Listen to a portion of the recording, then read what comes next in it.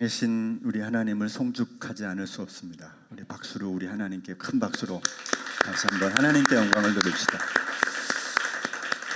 오늘 귀한 찬양으로 우리 영광 돌리신 우리 레인보우 싱어즈, 정말 심찬 찬양이었죠. 우리 한번 격려의 박수 한번 합시다. 네.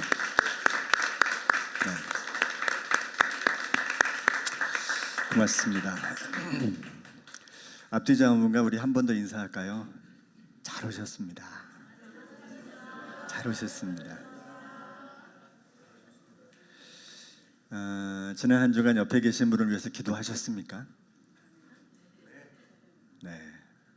다시 한번 옆 사람을 쳐다봐 주십시오. 이분들을 위해서 여러분 기도하셔야 됩니다. 자, 이렇게 우리 공동체 앞에서 얘기합시다. 내가 이번 한 주간 기도해 드릴게요. 시작. 네, 이번 한 주간 지호야 기도해 줄게. 네.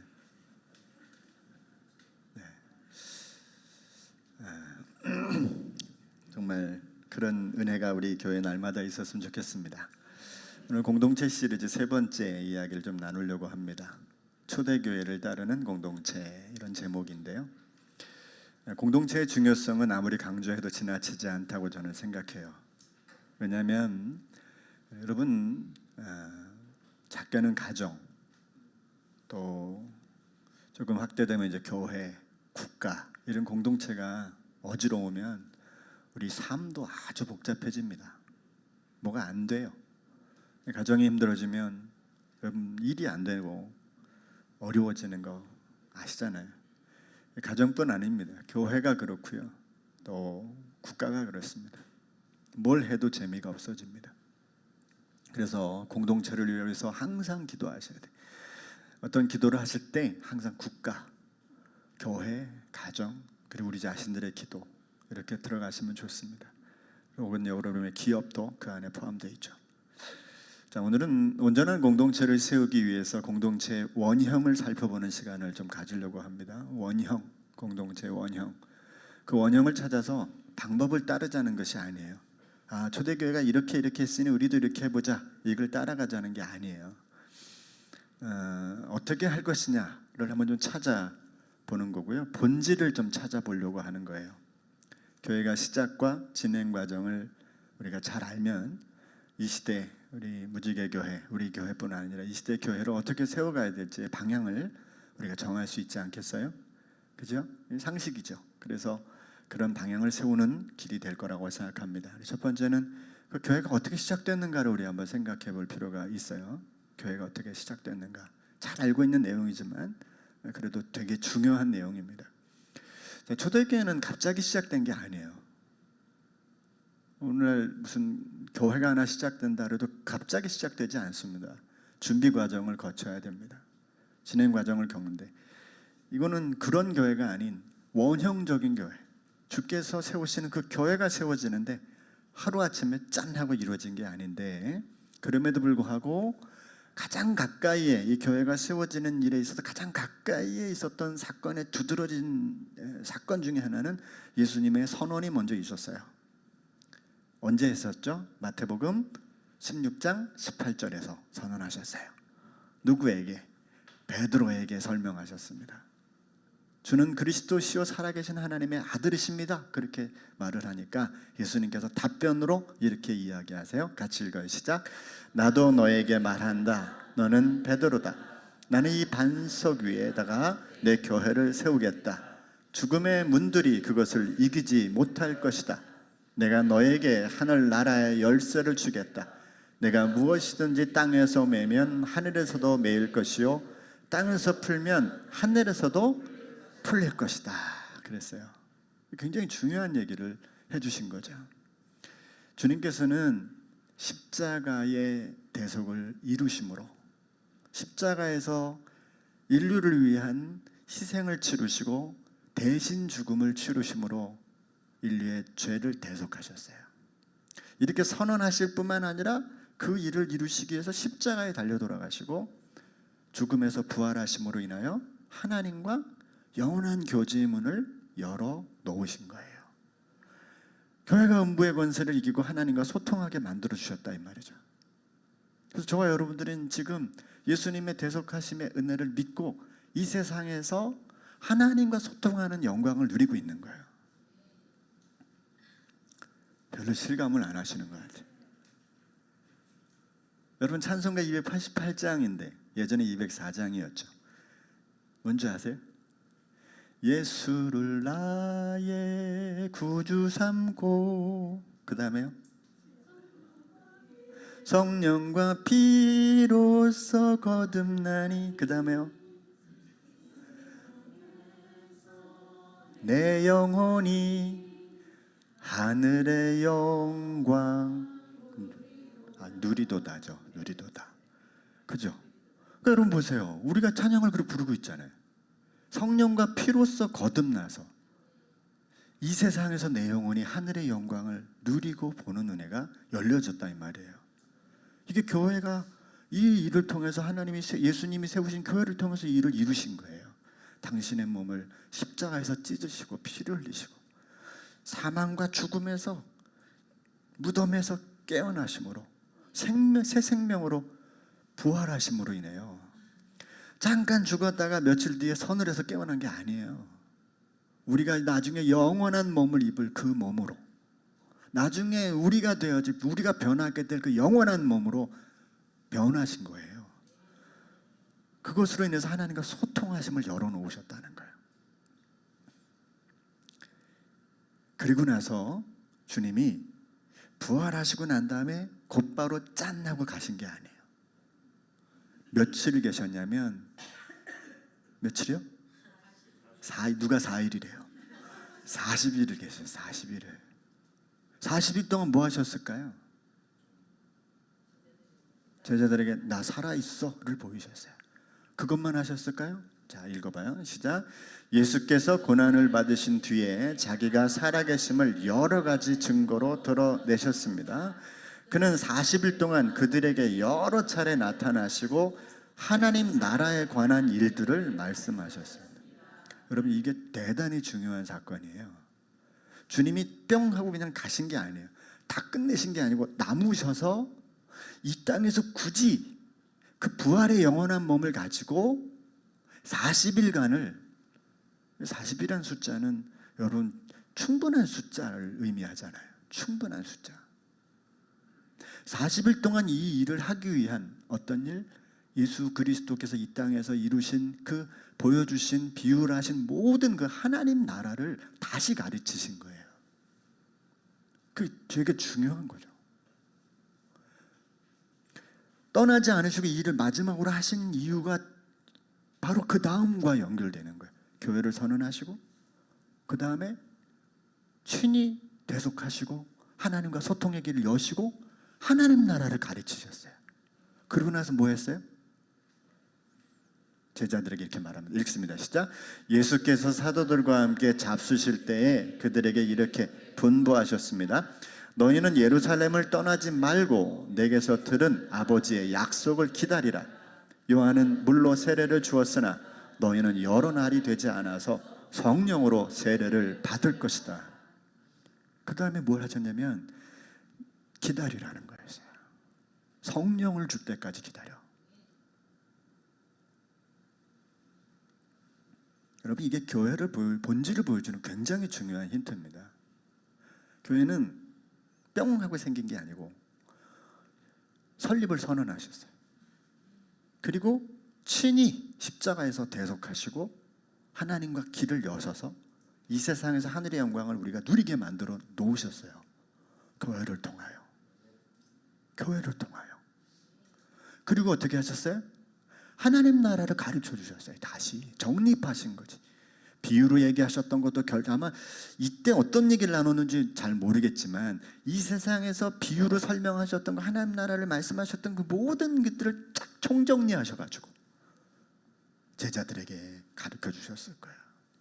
근데 여러분 생각해 보세요. 그동안은 예수님께서 이렇게 가르쳐 주시는데 그냥 인간의 모습으로 가르쳐 주셨잖아요. 어떻게 보면 초라하고 육신의 몸을 입은 그 모습으로 가르쳐 주셨잖아요. 네? 그런데 지금은 어떤 상태예요? 영광의 상태잖아. 보활의 상태. 그러니까 이게 전달하는 그동안의 예수님과 다른 모습인 거죠. 이건 교육이 확실했을 것 같아요. 그러고 나서 그 교육을 다 하시면서 뭐라 그러세요?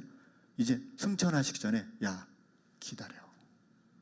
내가 아버지께 약속한 걸 너희에게 보낼 때까지 너희 예루살렘을 떠나지 마. 도망가지도 말고 흩어지지 마. 기다려. 그리고 성령을 강림시키는 거예요.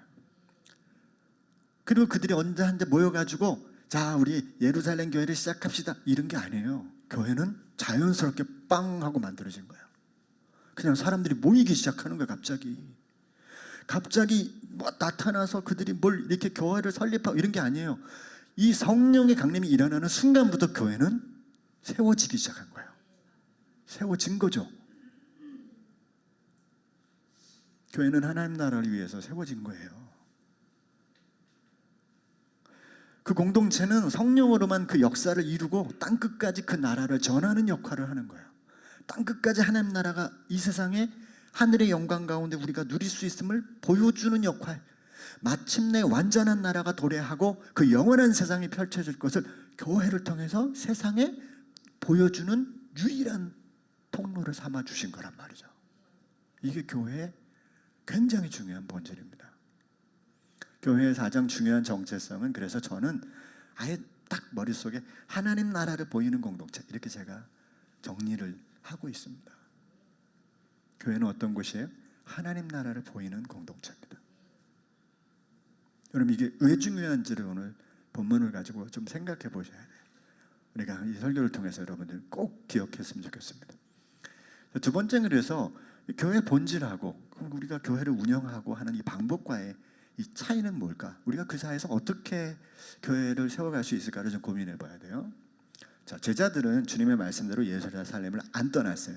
떠났으면 오늘날 교회는 존재하지 않습니다. 그렇잖아요. 떠나지 말고 그들이 성령을 받을 때까지 기다린 거잖아요. 예루살렘으로 떠나지 않은 그들에게 마침내 성령이 임했고 그들은 자연스럽게 교회 공동체를 이루게 되었어요. 그 공동체는 몇 가지 모습들이 나타나는데 그게 오늘 우리가 읽은 본문이에요. 그들은 읽어볼까요? 시작. 그들은 사도들의 가르침에 몰두하며 서로 사귀는 일과 빵을 떼는 일과 기도에 힘썼다. 이 빵을 떼는 일은 성만찬을 말해요. 그래서 다른 번역 요 번역의 다른 번역은 성만찬과 기도에 힘썼다 이렇게 번역하기도 했어요. 이건 그냥 밥 먹는 얘기를 하는 게 아니에요. 그리고 시작. 모든 사람에게 두려운 마음이 생겼다. 사도들을 통하여 놀라운 일과 표징이 많이 일어났던 것이다. 믿는 사람은 모두 함께 지내며 모든 것을 공동으로 소유하였다. 그들은 재산과 소유들을 팔아서 모든 사람에게 필요한 대로 나누어 주었다. 그리고 날마다 한 마음으로 성전에 열심히 모이고 집집이 돌아가면서 빵을 떼며 순전한 마음으로 기쁘게 음식을 먹고 집집이 돌아다니면서 이제 밥 먹은 거예요. 예? 맛집 찾아다니면서 밥 먹은 그런 거죠. 마지막 시작. 하나님을 찬양하였다. 그래서 그들은 모든 사람에게서 호감을 샀다. 주님께서는 구원받는 사람을 날마다 더하여 주셨다. 부흥은 하나님이 이루시는 거예요. 우리는 부흥을 이룰 수 있는 힘이 없어요. 우리는 아무리 큰 교회를 하고 싶어도 하나님이 안 하면 못 하는 거고요. 아무리 작게 하고 싶어도 하나님이 부으시면 부으는 거예요. 우리는 그저 성령의 충만함 속에 나타나는 것이고 그 속에서 이러한 내용들이 나타나는 것뿐이죠. 사도의 가르침이 있었고요. 교제가 있었어요. 떡을 떼는 성만찬과 기도회가 있었고요. 표적과 기사가 일어났어요. 재산이 공유되고 개인 간의 순전한 교제가 이루어지고 백성들의 칭송이 자자했습니다. 이런 일들이 일어났어요. 그럼 여러분 이게 교회 본질일까요? 아니에요. 이건 교회의 중요한 모습들이긴 하지만 교회 본질은 아니에요. 이게 교회의 본질이면 하나님이 예루살렘 교회를 흩트지 않으셔야 돼. 근데 예루살렘 핍박 속에서 다 흩어뜨리잖아요. 그들이 교회에서 뭐 하니까? 교회만 모여서 뭘 하려고 그러니까 깨버린 거예요. 그건 교회의 본질이 아닌 거예요. 아, 우린 예배가 좋아. 그래서 예배만 드릴 거야. 여러분, 그거 아니라니까. 우린 교회 모여서 교제하고 성만찬하고 우리 서로 재산 나누고 이렇게 좋은 공동체 만들어 우리끼리. 여러분, 이건 교회가 아닌 거예요. 이미 교회는 그 역할이 아니에요. 교회 본질은 교회가 세워진 과정과 관련이 있어요. 이게 여러분에게도 공감이 됐으면 좋겠고요. 아닌 분들은 저한테 문자 보내세요. 무슨 그거 아닌 것 같다고. 근데 여러분 공감 한번 해보세요. 이게 아닌가?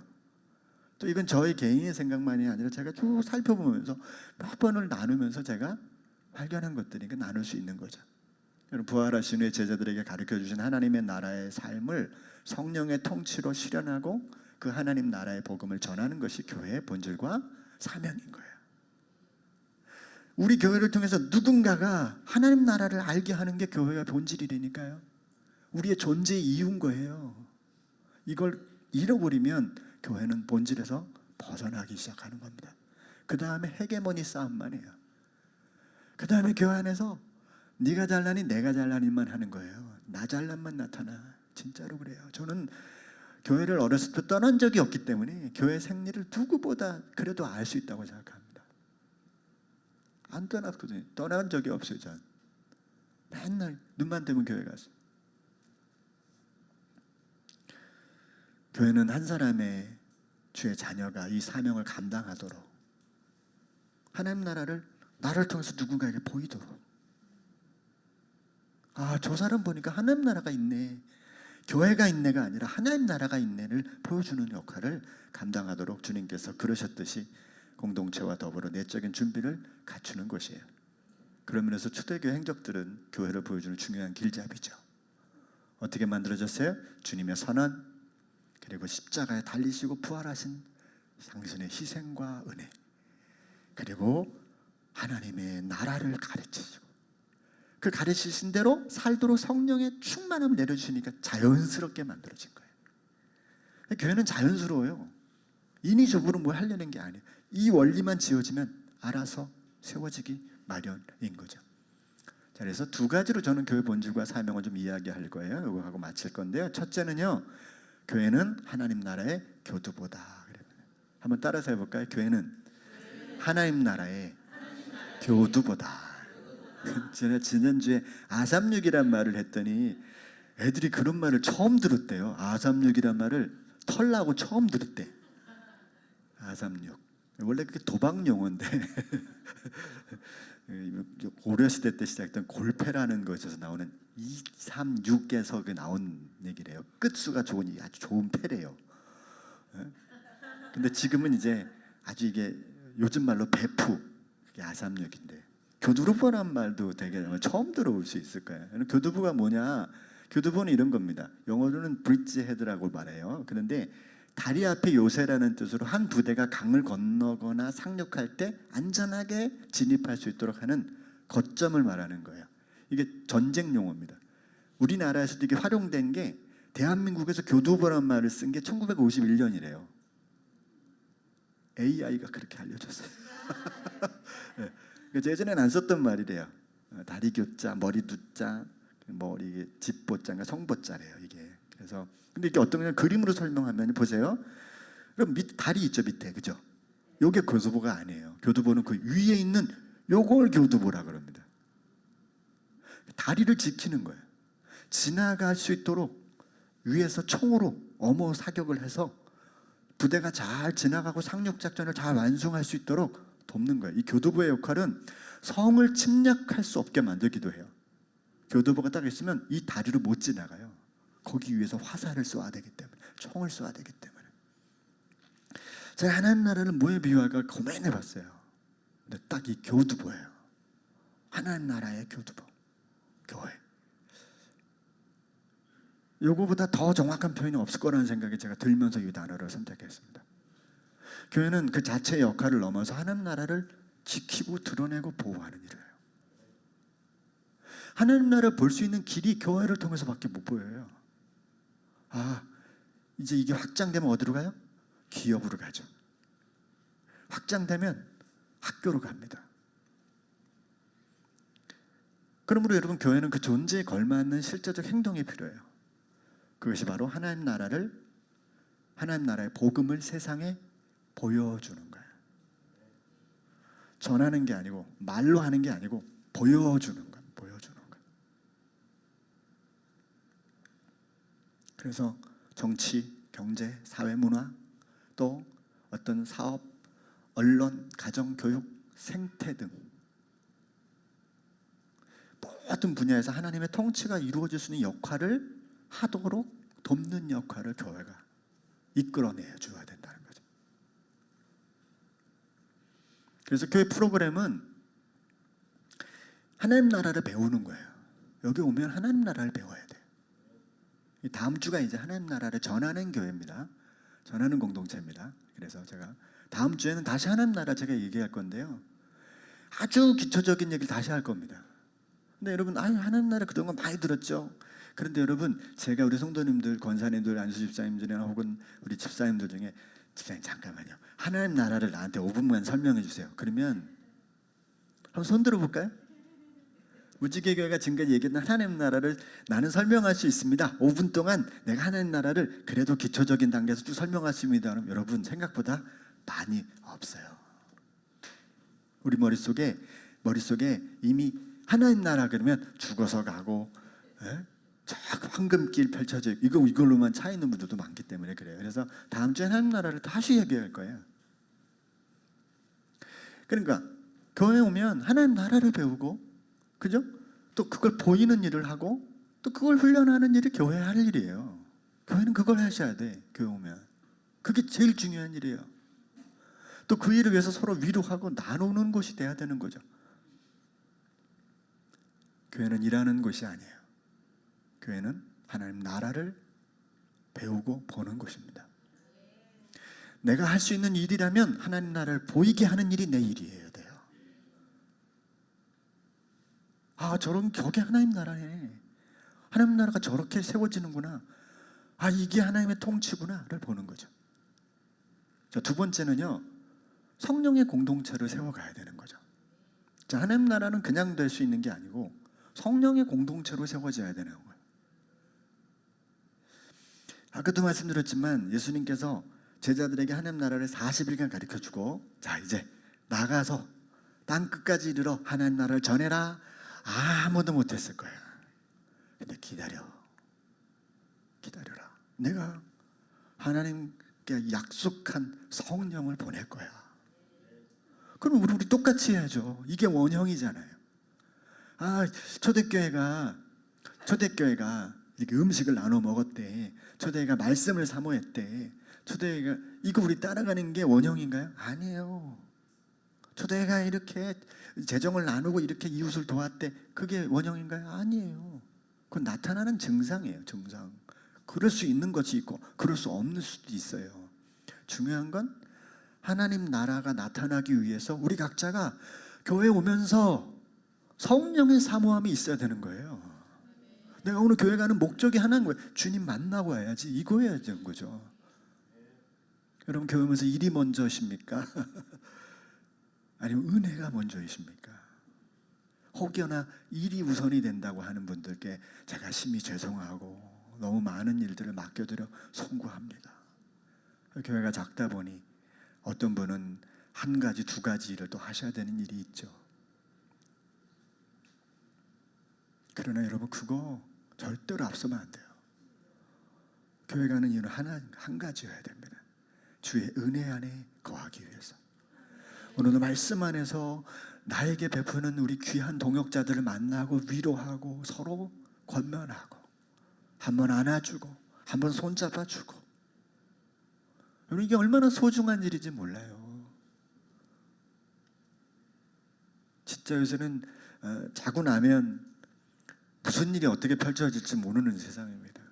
지난주에도 멀쩡하다가 이번 주에 주님이 불러서 가실 수도 있는 거예요. 어제 오랜만에 김봉선 권사님 식사를 같이 할 기회가 있었어요. 이걸 제가 마음을 표현을 못 하겠더라고. 근데 너무 좋아하고 그러면 이상할 것 같아서 식사 다 하고 이렇게 요 다산에서 이렇게 한강까지 삥 돌아서 댁으로 모셔다 드렸어요. 다산이 이렇게 많이 바뀌었냐고. 아니 근데 이분이 젊었을 때보다 더 총기가 총명한 거예요. 여러분 대화를 하면 대화가 통하는 거 있잖아요. 대화가 막히는 분들이 있고 잘하는 분들이 있어요. 잘하는 분들은 뭐냐면 내가 A를 툭 던지면 그 A를 이해하고 B를 던지는 게 아니라 A-를 던져주는 분들이에요. 네? 그거 아니에요. 이런 분들하고 대화가 안 돼. 대화하다가 여러분 잘 보세요. 내가 하는 대화 속에 그거 아니에요 라고 말이 상식적으로 들어가는 분이 많아요. 되게 실수를 많이 하는 거예요. 그분의 생각은 나와 다를 수 있으니까 그렇군요 라고 끝내야 돼. 아 그렇군요. 근데 이럴 수도 있겠어요 라고 얘기를 해야 되는데 아니에요 이렇게 얘기하는 분들이 많아. 그럼 대화가 안 돼. A 나갔다가 A-가 와야 되는데 B가 뚝 들어온다든지 D가 갑자기 들어오면 대화가 안 돼. 근데 이 권사님이 연세가 드셨는데 A-면 A-가 들어오고 A-다시 하면 A-가 들어오세요. 진짜 대화를 잘하시대요. 제가 그랬습니다. 집사람은 내가 얼마 전에도 뵀는데 제가 제 아내한테 그랬어요. 대화 너무 잘하신다. 나 최근에 이렇게 대화를 잘하는 분을 못 만났어. 내가 이렇게 얘기했어요. 아내가 어저께 저랑 제 옆자리에 확인을 했거든요. 내 말에 어저께 공감했어요. 우리 교인 중에 5째 안에 두세요. 대화 잘하는. 툭툭툭 이게 돼. 와 제가 감동했다니까요. 얘기가 빗나갔습니다만 소중하고 귀한 사람을 세워가는 그 단순히 만나는 정도가 아니라 여러분 성령의 은혜를 누리는 공동체가 돼야 되는 거예요. 이걸 우리가 위해서 함께 준비하고 함께 만나야 돼요. 이거에 초점을 잃으면 안 됩니다. 그래서 교회 와서 교회 갈 때도 은혜를 사모하는 마음. 그러면 여러분 틀려요. 마음 자세가 진짜 틀립니다. 저는 목사지만 그래서 가끔 취해가지고 예배 취해가지고 제가 순서를 까먹기도 할 수 있을 때가 많지만 저 자신도 주일 예배가 일주일에 한 번이잖아요. 여러분만 한 번이 아니에요. 저 일주일에 한 번 요 예배에서 은혜 못 받으면 저도 못 받거든요. 이 은혜를 사모하고 하는 마음이 많아요. 진짜로 굉장히 마음에 권사님들한테도 우리 찬양팀에도 이번 주일날 위해서 기도해 주세요. 기도해 줘서 고맙습니다. 그냥 거칠의 인사가 아니라 너무 중요해요. 그러니까 너무 중요하니까 여러분 교회 일하러 오지 마십시오. 은혜를 받으러 오십시오. 아 줘야 받죠. 하나님은 제가 은혜를 주는 게 아니에요. 하나님이 주시는 거예요. 여러분 사모하는 여러분들에게 하나님이 주시는 거예요. 예, 제가 못 되게 줘요. 제가 못 내줘요 여러분한테. 은혜를 깨면 깼지. 네? 안 깨면 다행이게. 은혜는 하나님이 주시는 거예요. 성령의 공동체로 교회는 성령이 임한 후에 비로소 시작됐기 때문에 우리가 교회가 교회 되려면 우리 각자가 성령으로 충만해야 돼요. 모든 교회는 성령이 지배되는 그런 공동체가 돼야 된다는 걸 지금 우리가 원형에서 보는 거잖아요. 이게 안 되면 교회는 교회다워지기 어려워요. 여러분 사도행전 1장 6절 한번 읽어볼까요? 자 시작. 사도들이 한 자리에 모였을 때 예수께 여쭈었다.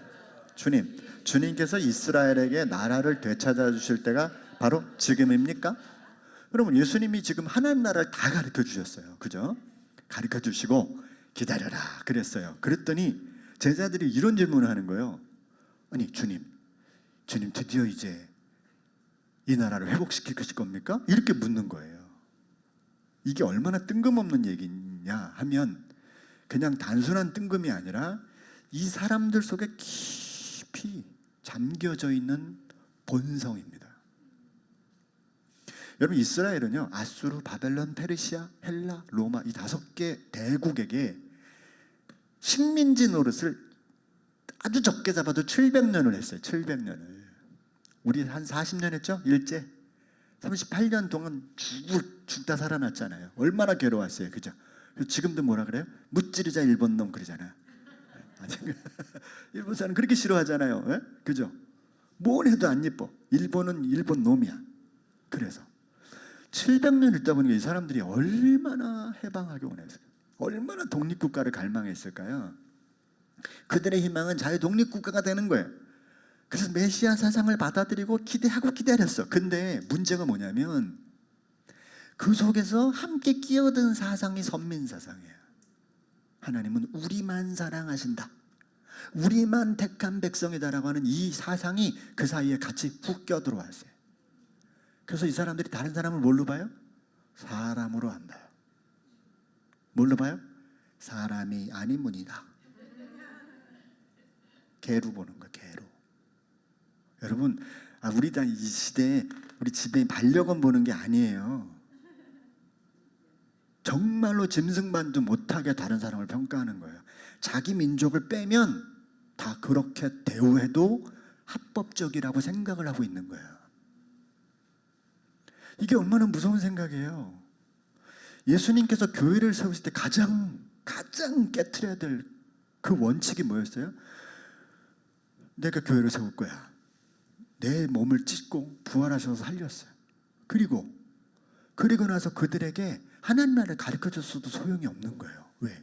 이들 머릿속에 있는 이 강력하게 들어와 있는 선민사상, 우리만 택하고 나만 사랑하고 나만 구원받았다는 이 엄청난 생각이 예수 그리스도를 통해서, 이걸 통해서 하나님 나라를 펼쳐가는 이 엄청난 일들의 가장 큰 방해 요소가 되어 있는 거예요.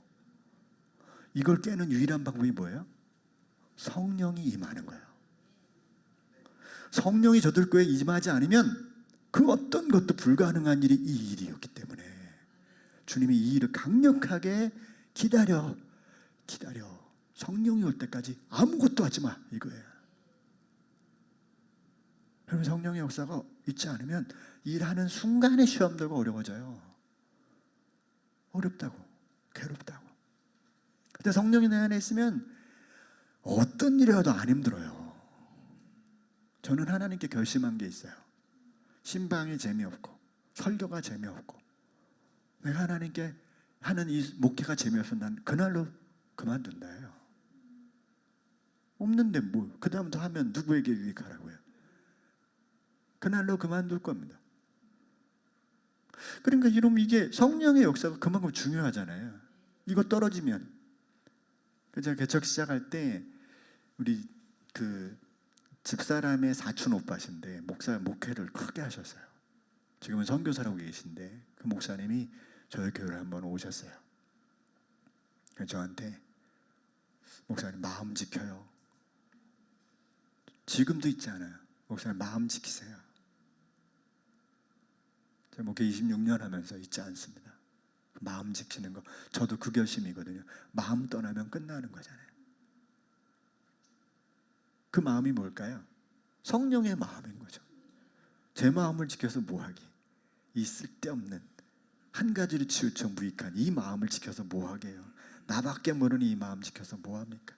그러나 성령의 마음을 붙들면 마음이 달라지는 거죠. 그들에게 성령이 임해야만 하나님 나라의 복음을 땅끝까지 전할 수 있어요. 여러분, 성령 충만한 게 뭐예요? 그게 언행에서 드러나요. 사람을 대하는 태도에서 드러나요. 존중하죠. 함부로 대하지 않습니다. 정직하게 돼요. 시간과 물질에 대한 자세가 분명해지는 모습이 나타날 수 있죠. 미안함을 알고 이해하고 설득하고 도와주고. 교회는 일이 우선이 아니라 성령으로 충만하게 되는 것이 우선인 거예요. 교회를 교회되게 하는 것은 성령의 이끄심을 힘쓸 때 이루어질 줄로 믿습니다. 우리의 공동체가 진정한 교회의 모습으로 세워지도록 하나님 나라를 보이고 성령의 사람으로 살아내도록 우리의 모임 중에 그리스도의 왕권과 곧 하나님 나라를 세워가기를. 오늘 찬양 너무 기가 막혀. 왕이신 나의 하나님. 어쩜 이렇게 설교하고 딱 맞아 떨어졌는지 힘쓰며 살아가기를 소망합니다. 기도하겠습니다. 하나님, 사도행전에 등장하는 교회 원형을 봅니다. 우리는 그 속에 나타난 교회들이 행했던 행적들의 마음을 빼앗길 수 있겠지만 더 중요한 건 교회가 어떤 과정을 통해서 세워졌는가를 통해서 오늘 우리 무지개 공동체가 무엇을 어떻게 어느 방향으로 가야 될지를 다시 한번 확인할 수 있었습니다. 주여, 우리에게 은혜 베풀어 주셔서 이 사명 감당하도록 인도해 주시옵소서. 하나님 나라의 교두보가 되게 하시고 성령의 사모함이 이 교회를 세워가는 동력이 되게 하여 주옵소서. 예수님의 이름으로 기도합니다. 아멘.